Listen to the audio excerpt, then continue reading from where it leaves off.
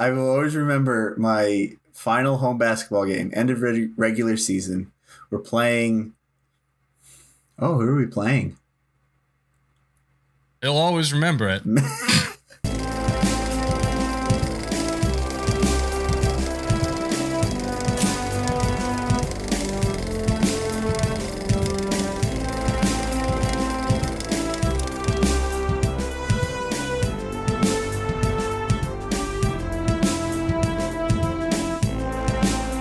And welcome back to The Cinephile, the podcast celebrating cinema one film at a time. Each week, my co-host Jake Biller and I break down a film, discussing anything from mise en scène to scenes you missed. Today, we are opening our Madness in March series with Coach Carter from 2005. Jake, this was your pick this week, and let's just jump right into it. What are some opening thoughts? Why did you pick it?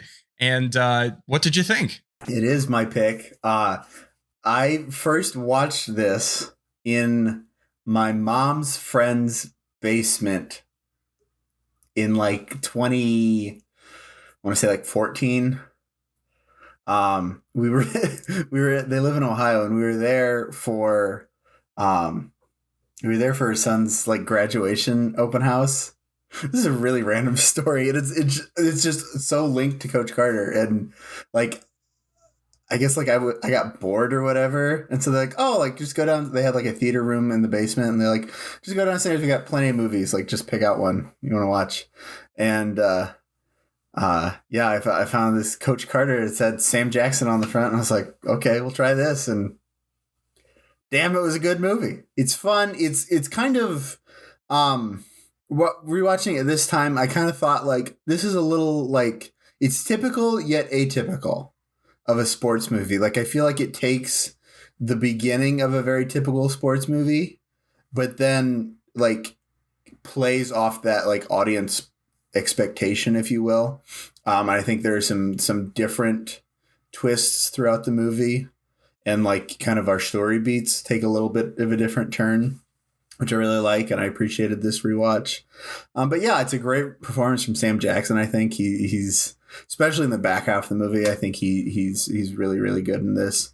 And in the young actors that play the team, they do a pretty good job too. It's actually the feature debut of Channing Tatum. This movie, I really liked. I really did like. I know I was kind of finessing you, fleecing you there in the You're intro. Being coy. I was being coy, just like the pond. And I think, I think there are some issues. I have some issues with this movie, but overall, it's a really cool story. And obviously, you know, it's based on true events. Too bad the true events couldn't have been more inspirational. But it was close. They were close. So I thought Sam Jackson was really, really good in this. The supporting cast I thought was pretty good. Overall, just a fun basketball movie. But moving on to kind of our first topic I wanted to talk about today, I wanted to talk about soundtrack. Mm-hmm. So we talk a lot about score on this podcast, and rightfully so. Jake and I are big score guys, but there's a difference between score and soundtrack. I really struggled with the soundtrack because I felt like it was like going for a different vibe of a movie than what the actual story was lending itself to. So I also noticed that this is an MTV Films production. So I don't know if that had something to do with it, but like watching the movie, I think if you threw in a different score, this movie would have had a completely different tone. And so that's why I really struggled with the soundtrack, because I was like, okay, I mean, you know, there's some great kind of early 2000s like R&B stuff. But I just felt like the story kind of lent itself more to like a serious tone than what we really got. I don't want to say I've never noticed the soundtrack before, because it's definitely it's very like obvious. And I think bringing up it's an MTV Films movie, I think that's definitely a very intentional part. They obviously want to highlight the music because MTV stands for music television. Back when they actually played music on TV. Anyways. Yeah, no, it was huge back in the day. Now does MTV even still exist? Is it still a channel? I believe so. Does it become like the History Channel where it's called the History Channel, but they don't actually have history on it? Is it Chuck Grassley that comments all the damn time on Twitter about that?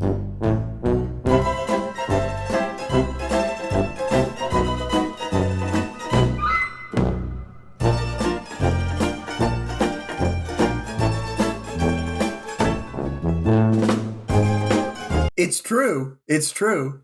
Anyways, MTV soundtrack. Back on topic here. Here we go. I guess I don't mind it so much because soundtrack can be one of two things for me. It can like substitute for a score in a lot of ways. Like it can be kind of interchangeable with the score, I think. And how score is used, to provide like, emotional beats for the story, in a non-diegetic way, in a non-dialogue way. But also, I think it can also play a lot into like tone and setting, right? I think in this case, looking at Richmond, California, which I had to look it up, it's like right across the bay from San Francisco. And obviously, it's some would call it the hood. It's an impoverished inner city place, and so I think we associate, especially at the time, we associate R&B rap kind of with the hood, or definitely a more inner city environment, if nothing else. So I think. For me, I always kind of took it as the soundtrack is trying to reinforce that in the sense of like, this is the kind of music that, as you see these people driving down the street in their cars, this is the kind of music that would be on the radio, or this is the kind of music these people are buying, on CD or on I think it would be CD. I don't think cassettes were really still a thing by this 2005. time. Yeah, cassettes are kind of dead. But I mean, to me, like that's kind of always how I've looked at this movie is like in the soundtrack specifically being something like, hey, this is trying to like just kind of think about it this way.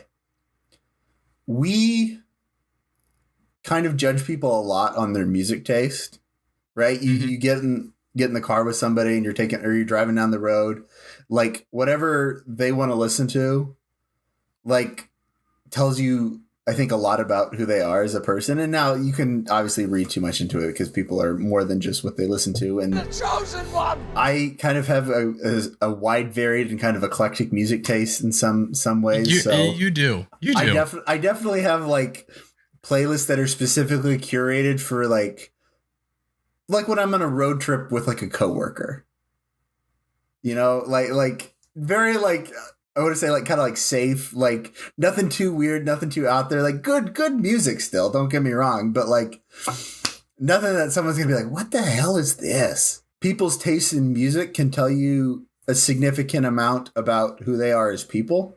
And so I think using soundtrack is kind of a way of like cluing us in to, hey, this is what the kind of music these characters are listening to. And that gives us, some exposition about who these people are. It was appropriate for the period in which the movie takes place. It made sense, and it was kind of culturally appropriate as well, right? Trying to get the audience kind of in the mindset and the time period of the film. So like, I understand it from that level. I just felt like I wanted more thematic score to kind of like emphasize some of these more dramatic moments, because I mean, what happens in this film is significant. It's kind of, I feel like glossed over at times, but you got a guy coming in, right, who was like the scoring champion at the time of that high school, and he's coming back and he's teaching these kids how to play ball and properly, but also like disciplining them, and trying to make them good men, not just good basketball players. And he has this kind of crusade with basically everybody, where at one time, he's like, what are you teaching your kids? Are you teaching them that it's okay to break the rules for basketball? It's a basketball contract you signed, and it's just okay for you to do that. So I just felt like the story was strong enough that we could have gotten more dramatic focus and emphasis through score, that I felt like, I don't know, it was just kind of noticeable to me. It's not a huge issue, but I saw the potential of this story, and I feel like at times it was kind of glossed over. I mean, because it's a 2-hour film, right? It's 2 hours 15 minutes, so you don't have a ton of time to be able to tell the story in its entirety. But I don't know. I just thought that I wanted more thematic score, because I thought the story deserved it. Another thing that I want to talk about with this, the basketball scenes, I think, are something that this movie does really, really well. They're really, really well shot and edited. Reading up a little bit on this, they took quite a while to shoot, because they would shoot a play from like all these different angles and stuff to get all these shots. And if you look at it, it's very quickly edited, right? Which makes sense. Like you feel that pace and that fast pace, especially because the style of basketball that Samuel L. Jackson is trying to instill in these players is a very like fast-paced, aggressive, like very, go kind of basketball. So it makes sense that these feel very fast, and they do. But you need a lot of shots to be able to edit fast. And so they would run these plays like upwards to like 100 times on some of these, just to like, so they could get like all these. So, I mean, it really was like they would play like a whole basketball game just in one play, and then have to like, all right, move on to the next one. But it's really, really well done here. And there's one person I want to highlight here. Mark Robert Ellis. He is the basketball coordinator on this project. And looking, I kind of got down this rabbit hole looking into like why these basketball sequences are so well done in this movie. So Mark Robert Ellis has done like almost every notable sports movie since the 80s, pretty much. I mean, his filmography, this is his abbreviated filmography: Jerry Maguire, Waterboy, Any Given Sunday, The Replacements, The Rookie, Miracle, The Longest Yard, The Benchwarmers, and We Are Marshall, to name a few. Oh my gosh. That's incredible. And like that spans across so many sports, but like for all of those, he had like some like sometimes it'd be like football coordinator, like sports coordinator, or like very like varied titles, but it all had to do with like he basically would go through and design like how these sports sequences were going to look. That's why like we watch sports movies, right? We love it because, sports means so much more than just sports. But also, we like to watch sports. You know what I mean? So, like, you don't want to watch a sports movie that, like, the sport is bad. If you think about it, the way these are choreographed, and to be honest with you, I guess I'd never really thought about the fact that they have a sports coordinator or a basketball coordinator or something like that for sports movies. But the way in which they are shot and the kind of feeling you get with a sports movie is so unique, and it's different from watching the actual sport, which I think is really interesting, because it's almost like this idealized or glorified version of a game that was played, but we completely accept it. And I don't have an issue with that. When it comes to biopics, a lot of times I'm like, I want it to be as accurate as it can be, But with this specifically, I have this soft spot, I guess, for a great sports coordinator who can come in and make you feel the game. Because it's one thing for the folks watching, if you've been to a sporting event, it's different than watching it on TV. right? We all know this. If you've been, you know that it's just a different atmosphere, it's a different vibe, you have different feelings. But it's hard to explain. It's hard to explain exactly why. And what they're able to do in this movie and a lot of other great sports movies is bring that feeling of camaraderie, shared experience, and put it on a screen. And they're able to do that in a way that we don't have in real life. And so it's always really interesting because, yeah, you're right. If they're going 100 shots of the same basketball play, from different angles, I mean, it's weird because we just accept it. But there's a person that choreographs all of this, and his specific role is designed to make you feel like you were there in a way that if you just had a static camera on a basketball game, that's boring. No matter how good the game is, it's boring. But when you throw in this quick edit, when you throw in the different angles, it's just really, really entertaining. And I won't say that it's perfect. I have some issues because one of the other things with sports film and sports editing is there are certain expectations of an audience. So we get really used to seeing certain things, and this happens with all different films. We get used to seeing certain things and expect something in return. And so the way this movie was encapsulated like slow motion was really weird because a lot of times you think slow motion, okay, this is going to be a really important shot, or this is a really important move to the overall game itself. That's something that the sports coordinator, the editor, that a lot of movies do. And I felt like here, it kind of threw me off at times because the way in which it was shot and the way in which it was edited, like I expected to see like, oh, the most important shot or the most important basketball move. And it was just, I felt like it kind of was like haphazardly thrown in there. Now it was still entertaining, and it still goes back to that choreography and that editing and how we were able to make it feel like we're actually there. But for some reason, on this watch of this film, I was like, they're throwing in these, they're throwing in these like slow motion shots. I'm like, okay, this is like the big shot of the game. And it's like, no, it's not. Like, I'm like, what's the deal? To kind of go back a little bit about what you were saying there, and how it's like it feels different, right, than watching it on TV. And I think you're right, that's what a lot of sports movies try to replicate, is how the game feels. I played football and basketball in high school.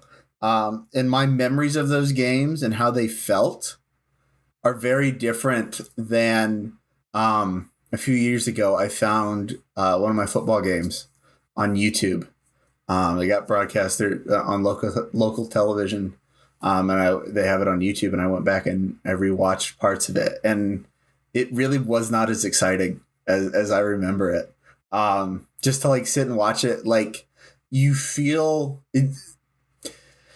The action in the game when you're a participant feels completely different than like when you're just observing it, right?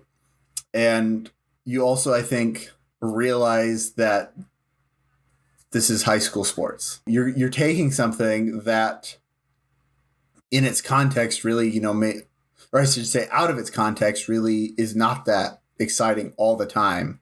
But you're condensing it down into basically a montage. Is what all sports editing basically becomes to in sports movies. It's just a montage. Like, you never see the whole game play out. It is literally like an hour-long game condensed into 2.5 minutes, maybe 5 if it's like a climactic game. But you're condensing this all down in the best parts, but you're also capturing like the feeling of being a participant and like being there. So I think it's really important to like. That's something that's really important to capture. And I think, like, I agree with you. That's something that they did really, really well. They captured that, like, the intensity and the hype, really, of the moment. You're right. Because it's not just us feeling like we're there. It's us feeling like we're a player. And I mean, I know that, I mean, you've recounted before some of your experiences in football and basketball, but even with me in show choir, right? What I remember about certain events, certain contests may not actually be what happened. And so, what these sports coordinators, these choreographers do is they are able to portray something not as it was, but how it is remembered in like a weird way. And so, going back to the very beginning of this whole conversation, right? I talked about how I like biopics to be pretty faithful adaptations because I think it's interesting, and real life stories, I want to be able to see the real life events. I mean, while I'm okay with it being condensed, it's, that's a whole nother conversation for a whole nother movie. But I think we as a society are okay with condensing and morphing what actually happened into this glorification for the purposes of storytelling that we are never okay with in other instances. But yeah, you're absolutely right. The way it's edited, the way it's shot, the way it's choreographed, it's not how it was, it's how you remembered. It's how Coach Carter remembered that game, the moments. I mean, I will always remember until I have dementia. I will always remember going out onto onto the stage at state show choir competition, and I was the first guy out there. I had to walk out there before everybody else, just the way in which it worked, and I was terrified, right? But then we had this great performance, and there was this great moment where we all hit the same note really, really, really loud. Just as far as our hearts can go. And it was so powerful, and then we won, right? But then when I'm watching it back, I'm like, it's a little bit different. And like, what matters more when you're telling a story, when you're recounting an event from a competition or a sporting event? The accuracy of the story or the feeling that you got? Yeah. And I think that's something that Coach Carter challenges and excels at. Now we're going to move on into Rosebud and Thorn. Jake, I'm passing it off to you as I do every single week. What are your Rosebud and Thorn for Coach Carter? Roses, I'm going to go to Samuel L. Jackson, of course. You can't have a movie called Coach Carter and have someone mail it in as Coach Carter. Does a really good performance. I think in the first half, it is kind of, and really this is just kind of a comment on the movie in general, but in Sam Jackson's performance too, it's a little stiff and wooden. It's a little kind of like, very kind of like archetypal. Kind of, it doesn't feel like very nuanced. But as we see this movie progress, I almost want to know if like how they shot this movie. Like, was it shot in sequence? Excuse me, which is like almost never done. Or yeah, like that's super rare. Yeah, but like I want to know what was shot first, because the beginning of this movie almost feels like they're still kind of like easing into the character a little bit in some of these instances. But as we get on with the movie, Samuel L. Jackson is definitely the shining star of this movie. So I really enjoy his performance. Another performance I really, really enjoy is Rick Gonzalez as Timo Cruz. If you want to have a performance that has the most range in this movie, I think it's him. And like, I believe it the whole way. It's not like he goes from like one extreme to another and it feels forced. Like there's something just very, I don't know, natural about his approach and his performance in this. And so he's definitely a standout there as well. And then also have to give it to the basketball scenes, and especially Mark Robert Ellis, just the way that they put those together. Like there's a reason this man is like the sports coordinator, because like he does it so well. And this is just another example of that. So I got to give a rose to him. I do have a bud. Kind of, I talked about this, the beginning, the exposition is kind of very heavy handed, right? There's not a lot of nuance. There's not a lot of, it's a little, it's a little rough around the edges, if you will. I think there could have been, some polish applied, some kind of round out these characters and like make it feel. It feels very typical of like, oh, this guy that excelled is going to come back and save the program, and oh, he comes back to save the program, and everyone, no one goes to class, everyone's all selfish, and like no one wants to, it play as a team. That feels very like archetypal and like very kind of tired, right? Because that's how a lot of sports movies come about, and that's kind of how they start. So it felt like I didn't understand why this movie was different than the other sports movies, if that makes sense. I wanted something to like differentiate itself in the beginning, because I think as it goes along, like the whole lockout situation that we get kind of in like back, really it's kind of like back half of the second and then like pushing us into the third. Like that's very different. You know what I mean? That is not something that you see in sports movies. Like that's the point of the story, when like a team is gaining momentum to like the big climax. And we've seen the team gain momentum really it kind of leads up to the big party after the whatever that mid-season tournament is. Because if I'm getting really nerdy on story here, bear with me, people, but if you look at kind of how a story is divided, the midpoint of the story is supposed to be where everything changes, right? The story takes a big turn.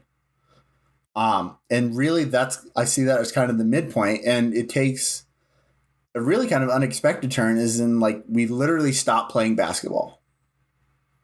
And like, it makes sense, and it's like impactful for the story because he's holding these kids accountable, because at the end of the day, this is a basketball movie, but it's a story about like teaching these kids to come together as a team, but also to be men of character, right? And be more than basketball players, be good men, be good husbands, fathers, sons, what have you. It's about that, which every coach in all of high school sports will tell you, like, that's what the true job is. It's not about, winning. Winning is a byproduct of doing things right.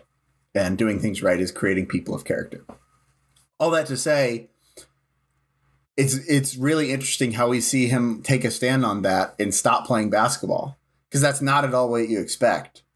So all that to say is, I wish the originality that is evident in the back half of the story, I wish at the beginning would have been applied, because it feels a little stale to me. So that's really my bud. It's a long-winded bud there. And then No Thorns. For me, I do have I do have a couple roses, a couple buds. Sam Jackson's got to get a rose from me. Bro is he's so good. Like, he's such a good actor. You know what I mean? And anything from Shaft, which I know you love, to the MCU. Shaft. Yeah, you really do love Shaft. To the MCU and anything in between. I think he's always just really interesting and a dynamic performer. And I really liked his performance here. I will agree with you that at the beginning, it kind of felt without form. It was kind of, okay, we're kind of trying to lay the groundwork here. But by the end of the film, I mean, I was all in. And the other, I have two more. My second is also going to be Rick Gonzalez. Now, I know Rick Gonzalez from Arrow. So he was one of the actors in the later seasons of Arrow. And I always really enjoyed his performance there. And I enjoyed his performance here. I thought it had, like you said, the most range. And he was just an interesting character. He added to the story, I think, in a really interesting way. And some people may watch it and be like, make up your mind on his character. You know what I mean? But when it's a true story, people are like that. People are like that. They are wishy-washy. You know, they go back and forth. And so I thought it was actually really accurate the way in which his character is portrayed, because I mean, especially when you're in high school, you don't know what you want. If somebody in high school tells you they know what they want, they're lying. They're lying. They may know parts of what they want, but they don't know what they want. And I thought that was true in Rick's character, Timo Cruz. So I really liked his performance. And I'm also going to give one to the choreographer, the basketball coordinator on this film. And when I went in, I only had 2 roses. I only had Sam Jackson and Rick Gonzalez. But you mentioning and us talking about the importance of that, I mean, really emphasized it for me. So he's going to get a rose because he really did bring it. You know, he brought his A game. Buds. This bud is going to sound like everything that I just said is negated. It is not. This movie lacks focus. I think this movie lacks focus. What do you want the story to be about? Do you want the story to be about a coach who has to go fight against the system, fight against his community, and fight against the expectations of basketball players in order to better men? Or is this about a team that went from like one win or like 4 wins the season before to winning a bunch of games? And I feel like those are 2 conflicting storylines in the way in which you approach the film. So what I really wanted, I guess, was a Coach Carter movie more about his struggle with who he is, his legacy, what he does for these kids, and is he really failing them by not letting them play? That to me is much more interesting than a team that can't get along. This coach comes in, they kind of come together, but then they're all dumb. So there's this lockout. And while that is another movie, I think that movie really is accentuated and highlighted if they would have won that game. So when looking at the Ken Carter story, because it's a good story, it's a really good story. Looking at that story, I feel like it was a missed opportunity to pull focus. And because, I mean, we kind of addressed like these different characters, right? Timo Cruz, is he dealing drugs? Yes, but that's so glossed over. You know what I mean? Like, they have to set up the connection between him and that other guy, right? So that the payoff of when that other guy gets shot, he then runs straight to Coach Carter. It's like, I need to be on the basketball team again, which is such a powerful scene. That's a powerful moment, but I feel like it falls on deaf ears because we don't develop his character enough. Or we have it. Forgive me for forgetting the name. It's like I can't think of it, but the baby daddy. Oh, it's like Latin. It reminded me. It's Junior Battle. No, not Junior Battle. Junior.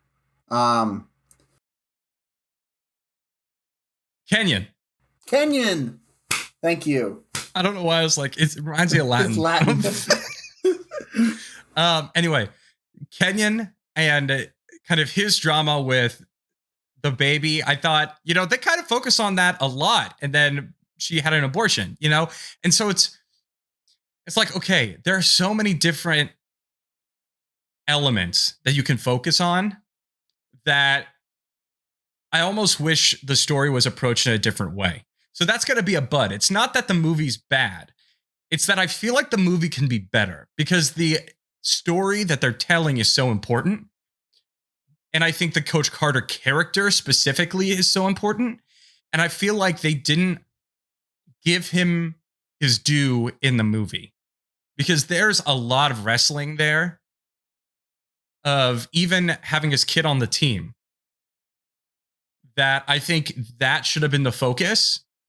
And this movie might be better remembered for a character study from a great actor. I understand.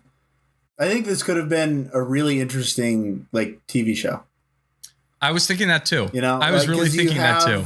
You would have more time to explore those storylines because, like you pointed out, this is like, you know, a touch over 2 hours, like 2 hours, 15 minutes. For a sports movie, that's really kind of your cap. Like maybe you could push it to 2.5 hours. If you're Scorsese, 3 and change. Oh my gosh. If you're even Scorsese, Raging Bull's not 3 hours. That's true. But that's true. No, it's definitely like for sports movies. I think like you definitely kind of are limited to a tighter time frame, because that's kind of audience expectations, and I feel like also studio expectations are going to expect kind of like, you know, that kind of that tighter story, but. I don't know. Maybe I can't believe I'm saying this. Maybe there's like a 2.5, 3 hour cut of this movie that is really, really good. I feel like they left a lot of different things on the cutting room floor. And you know what I do appreciate? I do appreciate not just giving up on some of these storylines, right? The Timo Cruz thing could have been so easy to give up on. Right? Oh, yeah. We need to shave 10 minutes out of this movie. We're going to cut that whole dynamic with him and the other guy. Would the story have changed? I mean, kinda, but they could have gotten rid of that character completely or kind of cut it as, you know, after he goes and he watches them play, he's like, wait, I actually really want to be back. Yeah. You know, and so it kind of take that away, which I think makes for a lesser movie. But at the same time, yeah, there's a cap for sports movies, and this movie I think hits that cap. And I think it would have been a very interesting miniseries, right? Approach it in 3 or 4 parts. The first part is, okay, Ken, you're getting the job. How are you going to approach it? What does this mean to you? Second part is, all right, building the team. We're building it up together, and they win the championship. Third part is he opens that folder on his desk. He sees everybody's failing. So now he's wrestling with the fact, okay, I got to do the lockout, right? And so then the third part ends and the fourth part begins when they're finally like, okay, we've got the knowledge we need now, right? We have the GPA we need. We're going to go out there and play our game. And that's a quick, easy 4-part, like way over explanation. Yeah. But I think that could have been a really powerful, and I think it still can be. I think this story is something that can be told again, and done in that way. Maybe would have been more effective. Now we're going to move on to some final thoughts. Jake, what are your final thoughts for Coach Carter? Final thoughts. I really like this as a basketball movie and just kind of movies in general. I think it's kind of takes like we talked about, takes some perceptions or comes kind of some expectations, if you will, of a sports movie and kind of turns them on its head, which I really enjoy. It does the basketball part really, really well. So, of course, that's why I wanted to include it in this March Madness series we're doing. And yeah, I'm just, it's March, baby. And it's one of the most wonderful times of the year, especially for two homegrown Hoosiers. For me, this movie, I think, exemplifies great basketball filmmaking. Now I already talked about the issues I had with the film, how I feel like they could approach it differently. But if we're watching this for March Madness, right, our Madness and March series, from a pure basketball standpoint, it is wildly entertaining. It's really fun to watch. They're great moments. It's shot well. It's edited well. It's choreographed well. And that's the thing I kind of want to see from a basketball movie. And anything less, I think, would be criminal. So I really like it for what it is. I think there's some areas for improvement. But overall, It's a fun watch. But the question is for you folks. Have you seen Coach Carter? Do you like it? Do you not? Let us know your thoughts in the comments down below. We love hearing from you. If you like this video, hit that like button and ring that bell with the subscribe button to get all notifications on upcoming content. We got plenty more action for you this March and further on. We're doing Hoosiers next week. Shout out. That's one of my uncle's favorite movies. Make sure to follow us on social media. Follow Jake, myself, the Cinephile. For Jake Biller, I'm Ben Sparrow. Thanks so much for watching. We'll see you back here next week. And cut.